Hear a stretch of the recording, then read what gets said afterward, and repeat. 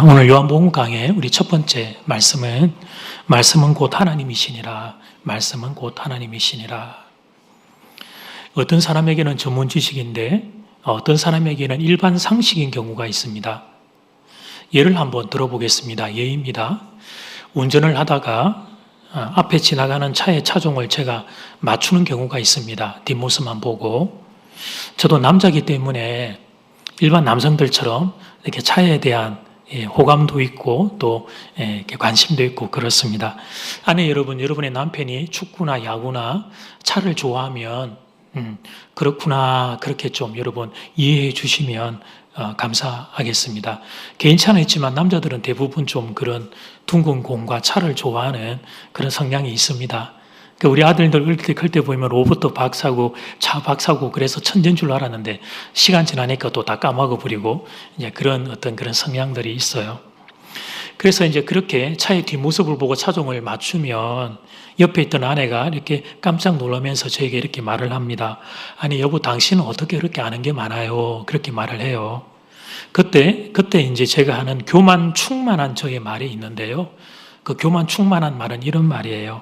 당신에게는 전문 지식이겠지만 나한테는 상식이야. 제가 이제 이렇게 아주 교만 충만하게 그런 말을 해요. 사실은 그 순간에 함께 웃기 위해서 그런 말을 그렇게 하죠. 그런데 여러분, 이게 웃기 위한 말이지만 가만히 돌아보면 또 적용되는 말이기도 합니다. 어떤 사실에 대해서 한 사람은 전문적인 지식이지만 한 사람은 상식 수준에 머무는 수가 있고 또 어떤 일에 대해서 한 사람은 당연하게 알고 있고 아주 쉽게 이해가 되는데 어떤 사람은 그게 이해하는 게 너무 어려운 그런 경우들도 발생을 합니다.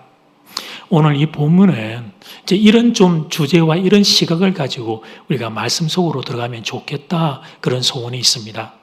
아마 읽으실 때 잘 아는 말씀 그렇게 생각하셨을 겁니다. 그런데 오늘 설교 말씀을 들으면서 여러분 우리가 한번 돌아볼 필요가 있습니다. 정말 내가 이 말씀의 의미를 제대로 알고 있었던 게 맞는지. 자, 오늘 첫 번째 주제는 말씀은 곧 하나님이시니라. 말씀은 곧 하나님이시니라. 교회를 다니면 많이 듣는 표현 중에 하나가 하나님은 말씀이라는 표현이죠. 기독교인 우리에게는 당연한 사실이기는 한데 제가 여러분에게 한번 여쭤보겠습니다.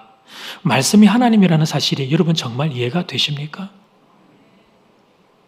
교회에서 우리가 많이 듣다 보니까 지금 이 제 서는 질문 앞에 아멘이라고 우리가 대답을 합니다만 교회 다니지 않는 사람들에게 설명을 하라면 어떻게 설명을 하죠? 여러분 교회 안 다니는 사람들에게 말씀이 하나님이라는 게 어떻게 여러분 그들은 이해가 될 수 있을까요? 여러분 말이죠. 제가 지금 말인데 하는 사람 화자가 있고요. 제 입에서부터 나온 말이 있고 이 두 개가 객체가 분리가 되죠. 화자와 그의 입에서 나온 말은 일치할 때도 있지만 일치하지 않을 때도 있습니다. 사실 우리들 입에서 나오는 말은 말을 하는 그 자신과 일치하지 않는 경우가 더 많습니다. 이것이 바로 말을 하는 사람과 그 입에서 나오는 그 말의 불일치 현상 그렇게 해석합니다. 그래서 여러분 우리는 살아가며 그런 경험을 많이 하다 보니까 어떤 한 사람과 그 사람이 하는 말이 일치하지 않는다고 우리가 신뢰하지 않는 경우들이 자꾸 많이 발생하죠. 그러니까 써라, 서약서 써라, 그리고 공정받자, 이제 여러 가지 법적 절차들을 못 믿으니까 그렇게 하는 거예요. 크게 보면 말을 하는 화자와 그 말의 불일치가 일어나게 되는 원인은 그래서 우리가 말을 하는 사람을 신뢰하지 못하게 된 원인은 크게 보면 한두 가지 경우가 있는데 첫 번째는 거짓말을 하는 경우입니다.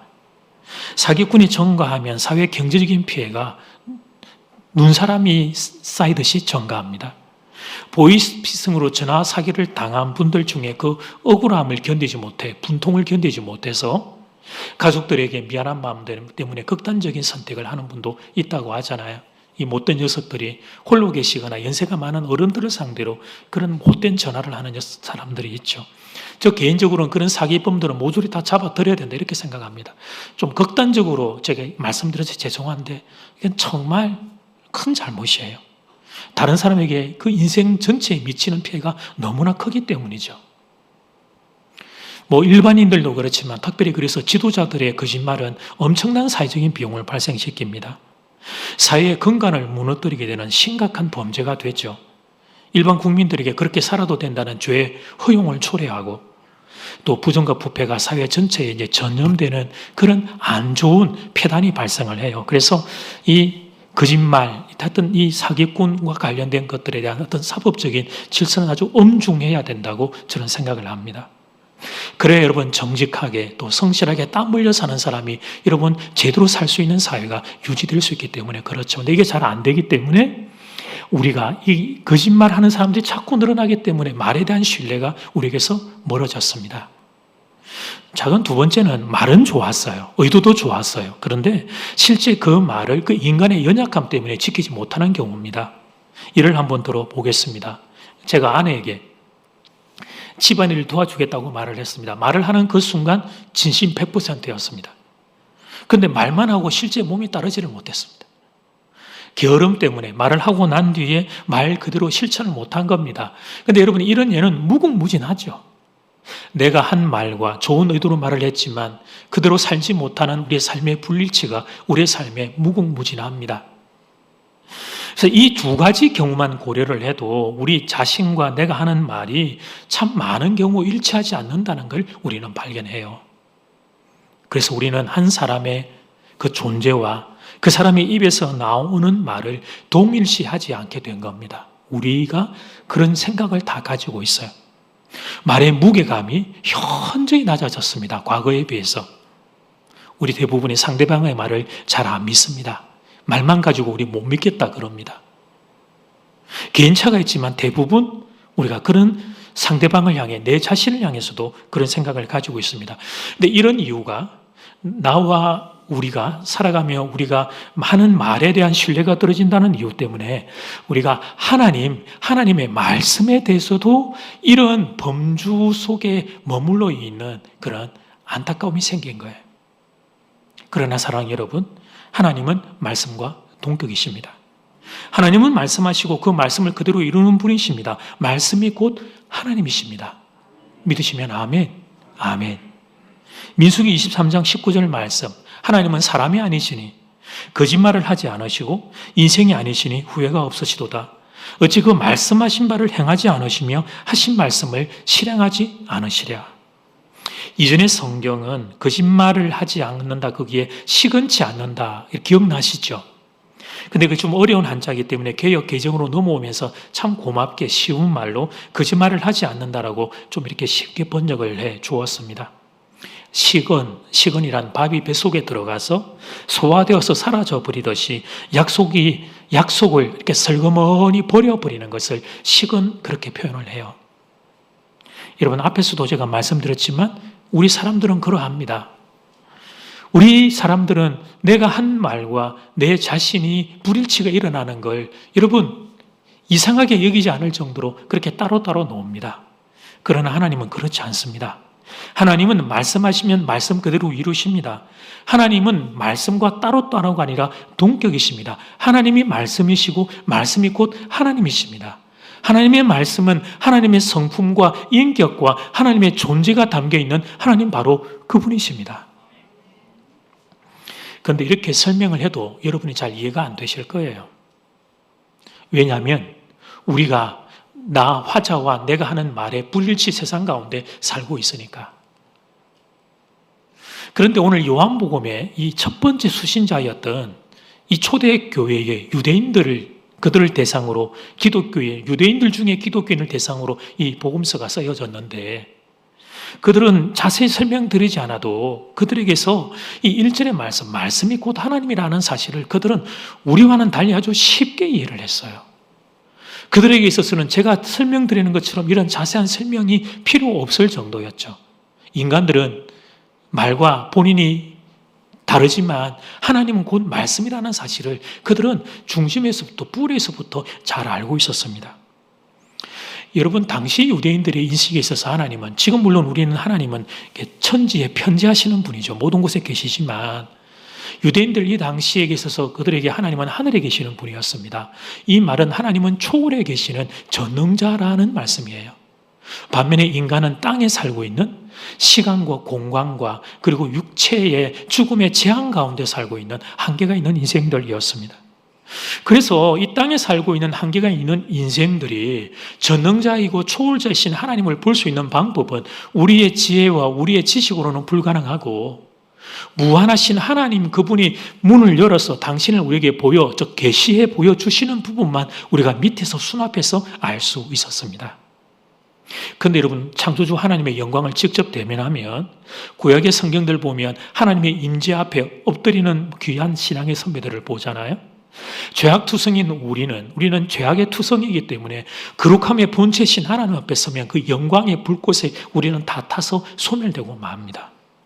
그래서 하나님께서 낮추십니다.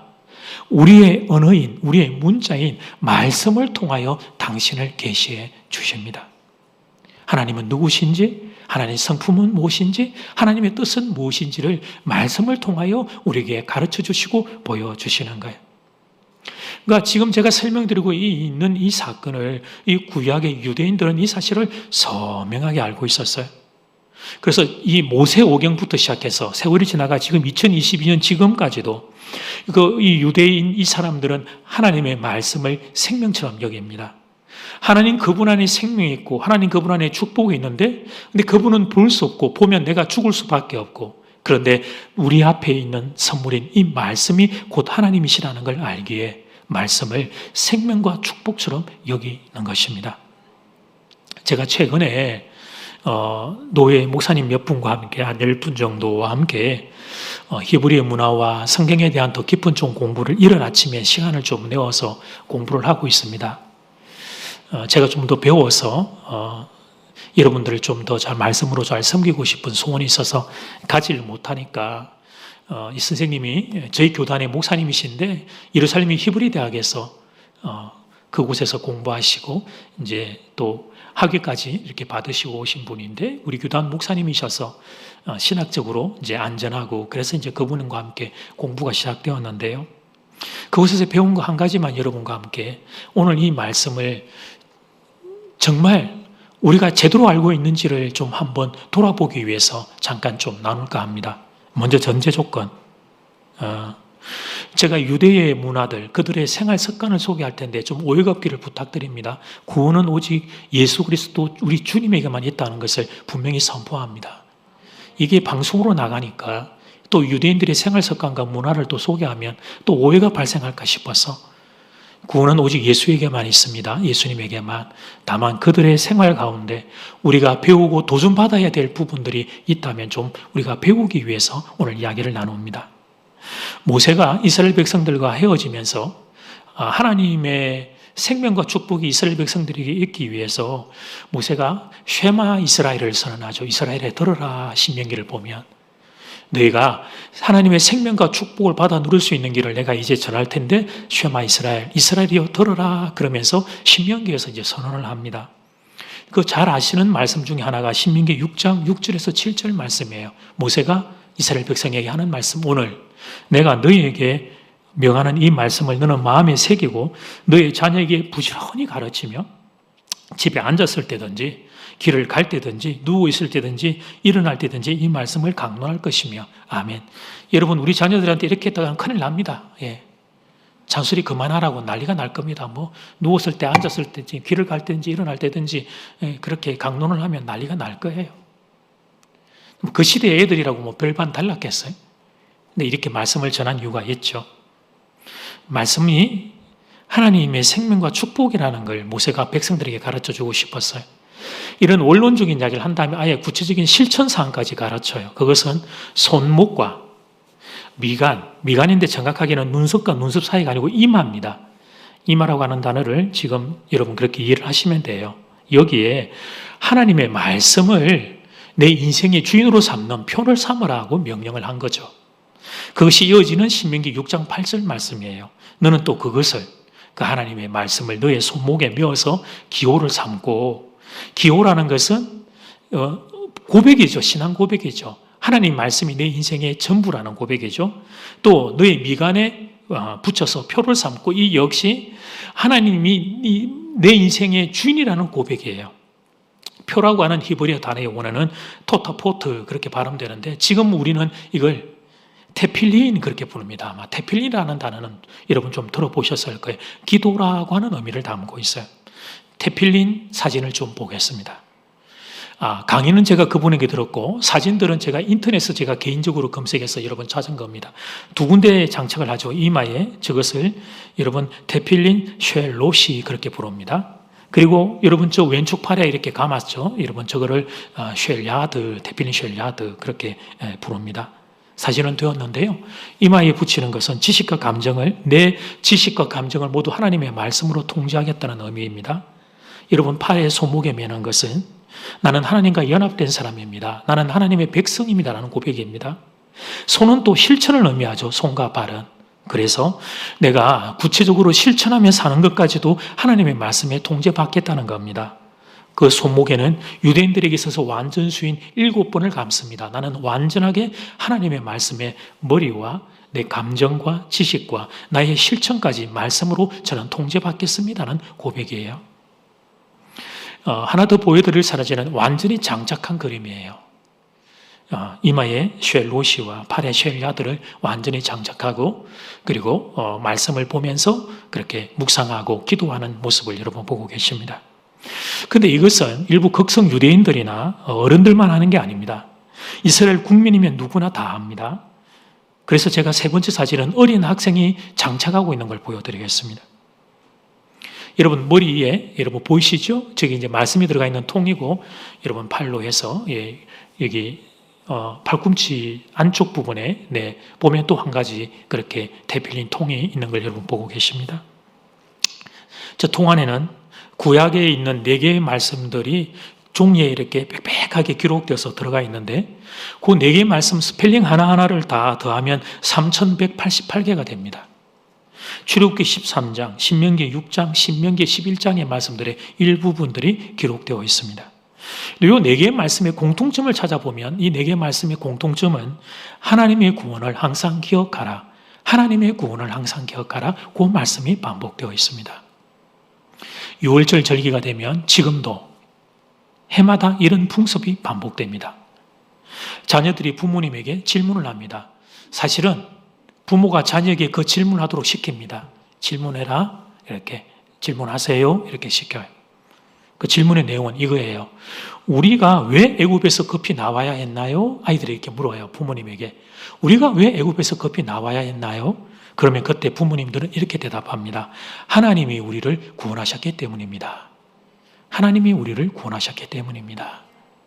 이 질문과 대답을 해마다 반복합니다. 조금도 틀리지 않고. 아이가 말을 할 수 있는 순간부터 해마다 6월절이 되면 아이들은 우리가 왜 급히 애굽에서 나와야 했나요? 그러면 부모님들은 하나님이 우리를 구원하셨기 때문입니다. 똑같은 말을 주고받습니다. 전 세계적으로 이스라엘의 하브루타 교육이 인기 급상승입니다. 하브루타는 토론식 공부인데 유대인들의 토론 실력이 다른 나라 사람들과 비교할 때 탁월하게 뛰어나기 때문이죠. 이걸 닳고 싶어서 전 세계 부모들이 하브루타 교육에 관심을 기울입니다. 한국도 예외가 아니죠. 교육열이 뛰어난 한국 부모님들은 아마 한 번쯤은 다 들어보셨을 거예요. 이런 말들은. 그런데 사람들은 늘 스킬, 방법에만 관심이 많잖아요. 그들이 토론을 잘하기 위해서 그렇게 하다가 토론을 잘한 게 아니고 실제 시작은 이렇게 시작이 된 겁니다. 아침 기도회를 갈 때 우리 새벽 기도보다는 조금 늦은 시간에 아침 기도회를 갈 때 아버지가 자녀의 손을 잡고 데리고 갑니다. 그리고 기도처에 가면 기도하기 전에 그 테필린의 통 안에 들어있는 4개의 말씀 3188개의 스펠링의 말씀을 아버지가 다 암송을 합니다. 자녀도 부모 옆에 서서 처음에는 듣다가 졸다가 지겨우니까 아버지 따라서 하다가 자연스럽게 말씀을 암송하게 됩니다. 여러분 보시는 사진은 부자의 사진입니다. 통곡의 벽 앞에 아이가 말씀을 암송하고 있는 모습을 여러분 보고 계신 거예요. 4세부터 13세 이르기까지 토라 암송에 매진을 합니다. 자녀가 성경 암송이 일정 부분이 되면 그때부터 아버지와 자녀의 성경 토론이 가능해집니다.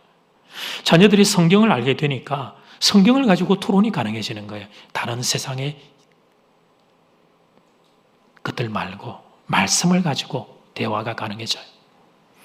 그 성경의 토론들이 어느 정도 수준이 되면 그 다음엔 탈무드로 넘어갑니다. 탈무드를 읽고 암송합니다. 그리고 그 지식을 배경으로 토론을 합니다. 그래서 토론을 실력을 늘리기 위해서 그러는 게 아니라 자연스럽게 그 아이들의 토론의 실력들이 일취월장하게 되는 거죠. 유대인 종교학교인 에시바의 스케줄은 다음과 같습니다. 아침 기도회, 오전 성경교육과 탈무드 교육, 오후 일반 학문 교육. 이렇게 자라난 유대인들은 정신적으로는 말씀이 그들의 가슴 중심에 뿌리를 내리고 지적으로는 토론의 천재들이 됩니다. 미국 변호사 시험에는 가산점 제도가 있습니다. 유대인 에시바에서 탈무드 교육을 받은 사람들은 그 토론 능력을 인정해서 가산점을 준다고 합니다. 사랑하는 여러분, 이 내용을 간략하게 좀 배우고 보니까 어떻습니까? 주일학교 예배가 얼마나 소중한지를 조금 아시겠죠? 우리 교회 어린이집의 아이들은 정말 복 받은 아이들이라 저는 그렇게 생각해요.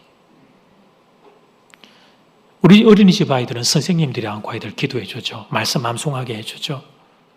우리 교육자들이 주중에 2번, 3번 내려가서 말씀으로 예배드리고 채벌드리지. 그리고 또 여러분 이 이야기를 들으면서 여러분 우리가 반성하게 되는 건 뭐냐면 우리가 하나님께 받은 선물인 성경 말씀을 너무 쉽게 우리가 버려버렸다는 걸 깨닫는 거죠. 전 세계에서 한국의 기독교가 이렇게 부흥하게 된 것은 물론 첫 번째는 하나님의 은혜예요. 그리고 여러분 그 다음에 조건들 중에서는 제가 볼 때 좋은 신학교와 좋은 목회자들의 공이 컸습니다. 여러분 선교를 나가보면 다른 선교지에서 가장 먼저 부딪히는 안타까움은 뭐냐면 좋은 목회자들이 없어요. 말씀을 제대로 배우고 말씀을 제대로 선포하는 목회자, 현지 목회자 찾기가 너무 어려워요. 우리는 앞선 정말 대한민국의 선교 사람들에게 빚을 너무 많이 졌어요. 이분들이 오셔서 신학교를 만들고 그곳에서 이렇게 말씀의 종들을 키워내 주셨다는 게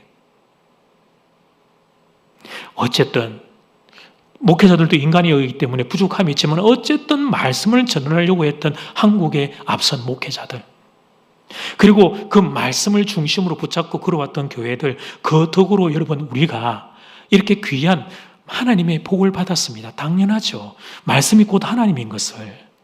그러니까 말씀을 듣고자 사모했으니 그 말씀을 통해 하나님의 복이 여러분 개인과 이 땅과 교회 가운데 당연히 임하게 된 거죠.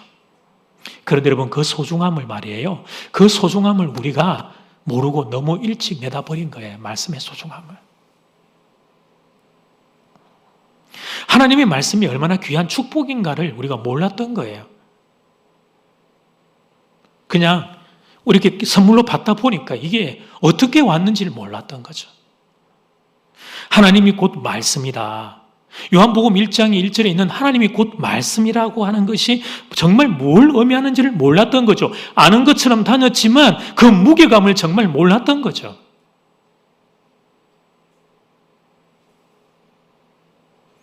피차간에 저도 너무 부끄럽고 자식을 다 키운 부모로서 너무 부끄럽고 여러분 우리가 그렇지만 지금부터라도 좀 다시 잃어버린 말씀의 중요성을 회복하기 위해 여러분 제가 이런 어떤 부담감을 안고 유대인들의 문화까지 여러분과 함께 같이 나눈 거 아니겠어요?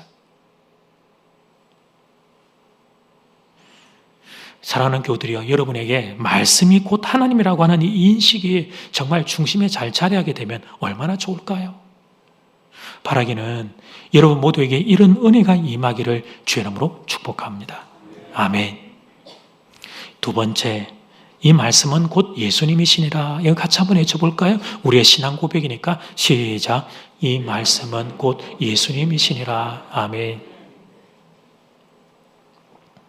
사도 요한은 여기서 한 걸음 더 나아갑니다.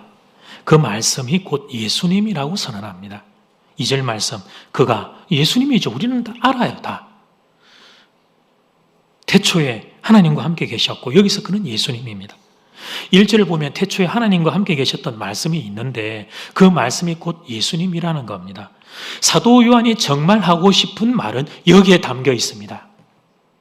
유대인들이 익숙하게 그 당시에 생각했던 용어 말씀은 곧 하나님이라 그 말씀이 태초에 하나님과 함께 계셨다는 그 말씀 그들에게 익숙했던 그 말씀으로 유대인들의 마음을 연 다음에 그 다음에 그들의 가슴에다 금을 갖다 꽂는데 그게 뭐냐면 그 말씀이 이제 우리를 찾아오셨다는 것입니다.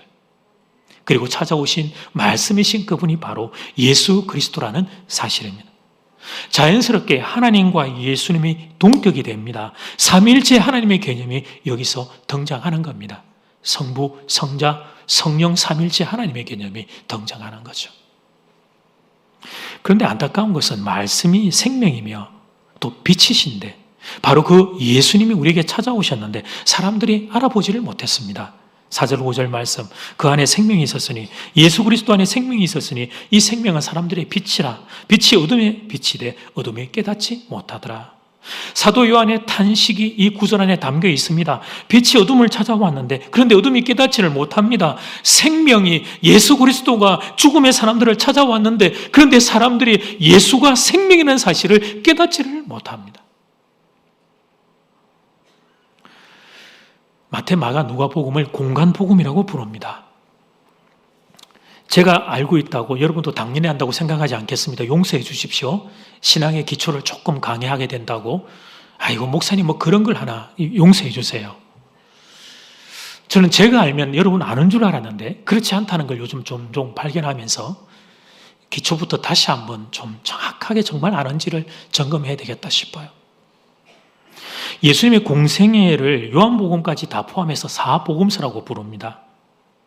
그러나 요한복음은 앞에 있는 세 개의 복음서와 조금 다르고 앞에 있는 마태, 마가, 누가는 유사점이 많고 그리고 거의 같은 관점에서 쓰여졌기 때문에 같은 관점 공관복음 그렇게 불러요. 요한복음은 좀 따로 떼어넣어서 사복음서 중에 하나로 부릅니다. 왜 그렇게 되었느냐?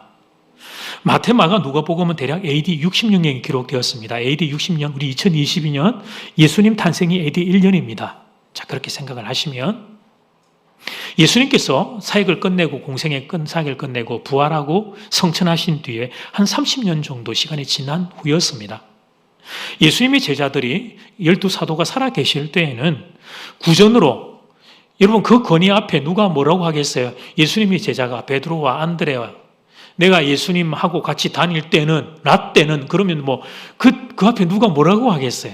그 강력한 가르침이었어요. 그런데 그 제자들이 한 분씩 한 분씩 순교의 반열 속으로 들어가기 시작하자 그 제자들의 입장에서 이거 기록으로 남겨야 되겠구나.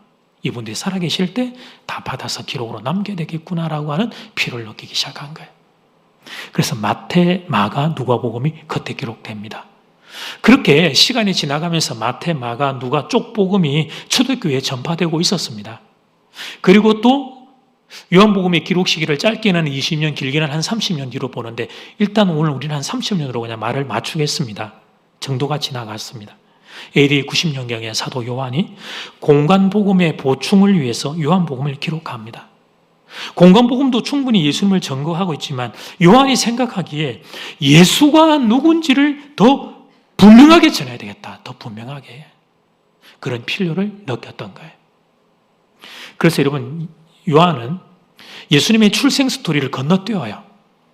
그 왜 마태복음 보면 나오잖아요. 동방박사 이야기 그런 것들을 건너뛰어. 왜냐하면 공관복음에 이미 그건 충분히 기록하고 있으니까 대신에 요한이 꼭 전하고 싶었던 게 있어요. 그건 마태, 마가, 누가 요한복음을 통해서 그대들이 만난 그 예수가 하나님이라는 거예요.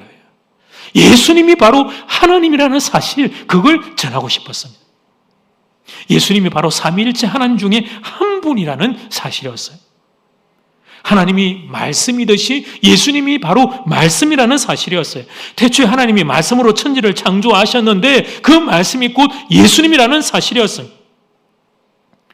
요한복음을 열자마자 사도 요한의 뜨거운 마음이 바로 그냥 이 요한복음에서 터져 나오는 거죠. 그래서 그 말씀이 예수님께서 생명을 가지고 우리에게 찾아오셨는데 그런데 너희는 왜 그 예수님을 알아보지 못하느냐. 그런 안타까움과 탄식이 요한복음 안에 가득 담겨 있는 겁니다. 그런 요한의 안타까움은 14절에도 잘 나타납니다. 14절 말씀만 같이 읽어볼까요? 시작. 말씀이 육신이 되어 우리 가운데 거하심에 은혜와 진리가 충만하더라. 아멘. 말씀이 육신이 되어 우리 가운데 거하심에 우리가 그 영광을 보니 아버지의 독생자의 영광이요 하나님의 영광이죠. 예수님의 영광이 은혜와 진리가 충만하더라. 요한이 마태, 마가, 누가와 달리 요한복음에서 읽어보면 예수님의 설교 말씀을 상대적으로 많이 기록한 것도 바로 이 이유입니다. 기적이 아니라 말씀이 우리의 인생을 이끌어간다는 걸 아셨기 때문입니다. 수많은 기적을 마태, 마가, 누가복음의 무리들이 보았지만 예수님을 떠났던 그 무리들, 그들에게 정말 필요한 것은 말씀이구나, 말씀. 그것을 알고 요한은 주의 말씀을 특별히 요한복음 안에 많이 담고 있어요. 지난 2년간 사도행전 강의를 했습니다. 여러분 지루하셨죠? 실수로 아멘 하려고 했던 분이 한 2분 계신 것 같아요.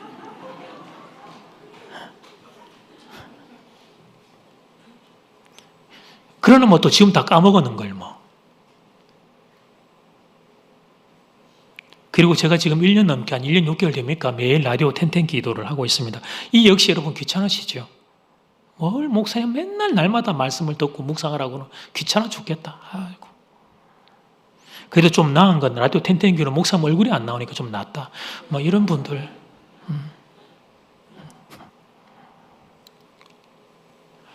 근데 사랑하는 여러분, 말씀만 남습니다. 말씀만.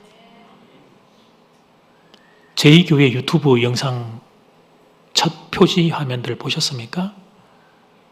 일부러 저와 저희 교육자 사진들을 안 올리고 있어요. 저 잘생겼습니다, 여러분. 아멘 한 분에게 복이 있으리라.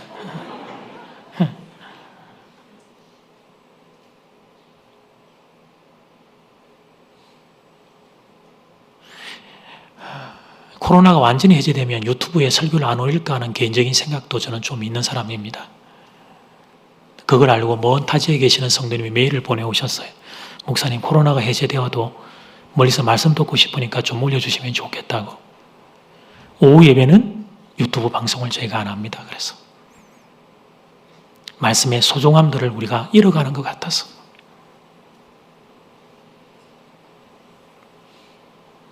풀은 떨어지고 꽃은 시드나 주의 말씀은 영원합니다. 주님은 말씀을 생명의 떡이라고 말씀하셨습니다. 저는 부족한 것이 참 많은 목회자이나 생명의 떡을 전하는 목회자가 되고 싶습니다. 여러분이 말씀을 듣고 영적인 기근이, 영적인 배고픔이 해갈되는 기적이 일어나게 되기를 간절히 소원합니다. 한국 교회는 말씀에 관한 한 기독교 역사에서 그 유래를 찾아보기 어려울 만큼 위대한 역사를 간직하고 있습니다. 선교사님들 들어오기 전에 성경책부터 번역되어 이 땅 조선에 들어왔고, 또 지식인들이 말씀을 읽고 그것을 변화가 되면서 말씀을 한글로 언문으로 바꿔내고, 초기 한국 교회는 말씀을 읽고 가르치고 설교하는 사경회라는 전통이 있었습니다. 저희 할머니 세대는 저 멀리서 사경회를 한다 그러면 밥솥, 쌀 짊어지고 거기서 밥 해 먹으면서 말씀을 들었습니다. 아침에 눈 뜨고 저녁에 잠들기까지 한 것은 말씀 배우는 사경회였습니다. 업문을 제대로 떼지 못한 앉아 계시는 분들 중에 적게는 30%, 많이는 50%가 어떤 경우는 업문을 떼지 못한 우리 어머니들, 군사님들이 그 자리에 앉아서 그렇게 말씀을 사모하며 들었습니다.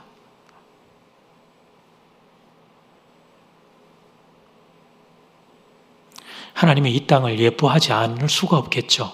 예. 여러분, 지금도 예배 중에 설교 시간에 차지하는 비중이 압도적으로 많습니다. 그래서 여러분, 한국교회가 이렇게 부흥을 한 거예요. 한국 성도들이 말씀을 통해 우리 가운데 주시는 귀한 은혜와 복을 우리가 이렇게 많이 받아 누린 거예요. 여기저기서 뭐 기적이 나타난다는 교회는 시간 조금 지나가면 다 사라졌어요. 그러나 말씀 중심의 교회는 더욱더 강건하게 뿌리 내리고 있는 걸 우리는 다 봐요. 말씀은 영원하기 때문에. 문제는 지금 우리가 이 말씀의 소중함들을 너무 많이 잃어버리고 있다는 거죠. 우리가 말씀을 소중하게 대하지를 않아요. 물이 많은 바다에서 정작 생수가 없는 것과 같은 이치. 말씀이 홍수처럼 넘쳐나고 있는데 말씀의 중요성이 이상하죠? 자꾸 약화되고 있습니다. 스마트폰을 필두로 영상물과 미디어에 우리가 과도하게 중독이 되어 있습니다. 일주일에 한 번도 성경을 안 읽는 게 뭡니까? 집에 가서 성경을 놔두고는 성경을 한 번도 펼치지 않는 성도가 왜 이렇게 많은지. 앱으로 성경 보는 거 허용합니다. 그러나 사랑하는 교우들이요, 나의 성경책이 저는 여러분에게 있기를 바랍니다. 나의 성경책이. 나의 손때가 묻은, 나의 눈물 자국이 묻은 성경책이 저는 여러분에게 있기를 바라요.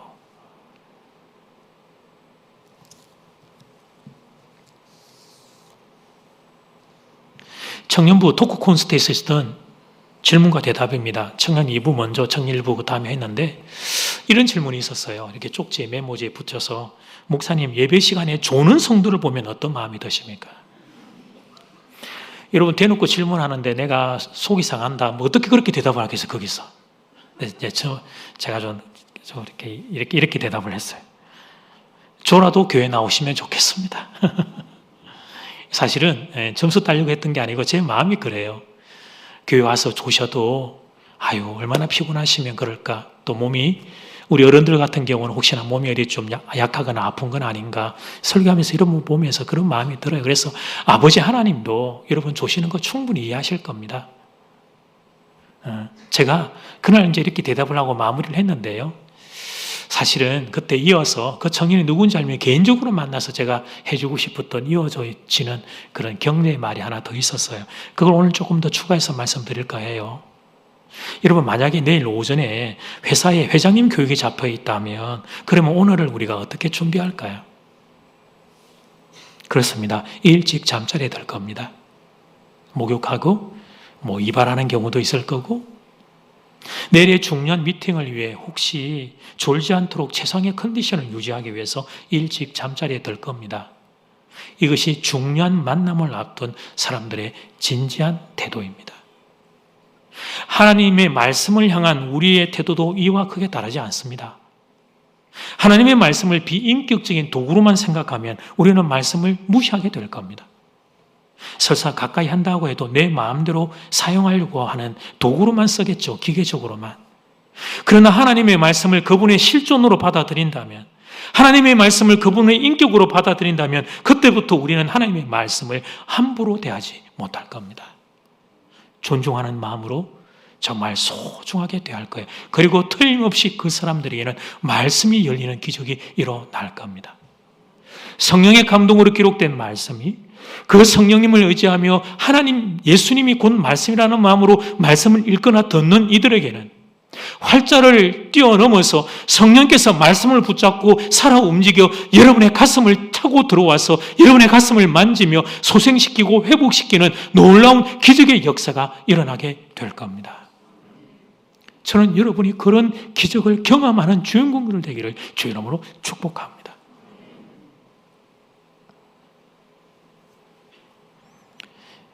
먼 타지에 있는 한 청년에게서 받은 손편지 내용을 간략하게 소개하고 말씀을 정리할까 해요. 구체적인 내용은 좀 건너뛰고요. 대략 이런 내용들이었습니다.